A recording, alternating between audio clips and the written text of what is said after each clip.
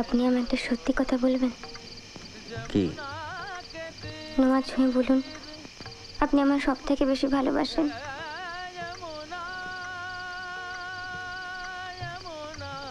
মানে?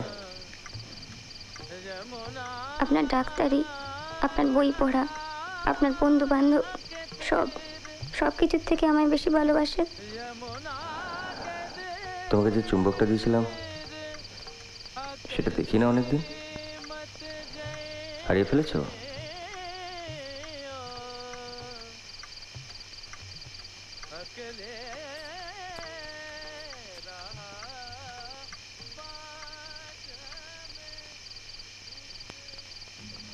সুচরিতাসু, পত্রে আপনি আপনাকে গৃহশান্তি বিঘ্নকারিণী বলিয়া বর্ণনা করিয়াছেন।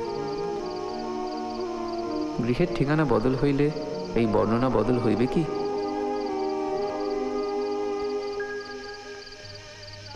কি হলো, দরজা বন্ধ করবেন না? তুমি বন্ধ করে দাও, কোমরটা একটু ব্যথা করছে।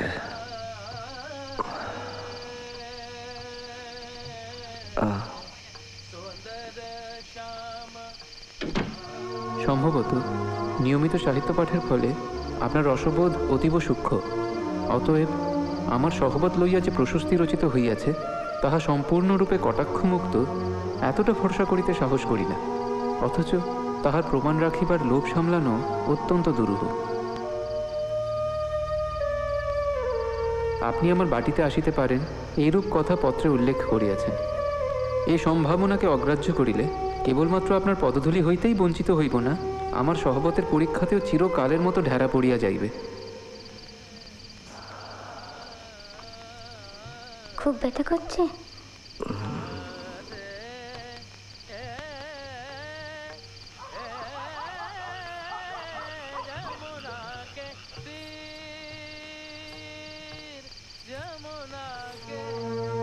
পূর্ব হইতে খবর দিয়া আসিলে ভালো হয়। আমার গৃহস্থালী অগোছালো ছন্নছাড়া হইলেও তাহা আমার। আপনার মতো সুগৃহিণীর কৌতুক হাস্য তাহা সহ্য নাও হইতে পারে। অতএব সেই শুভ সন্দেশের প্রতীক্ষায় রহিলাম। ইতি আপনার আগমন প্রার্থী বিহারী।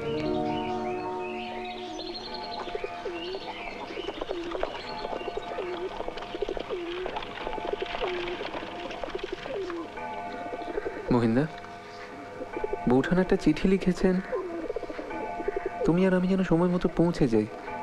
কি যেন একটা জরুরি দরকার, জানো?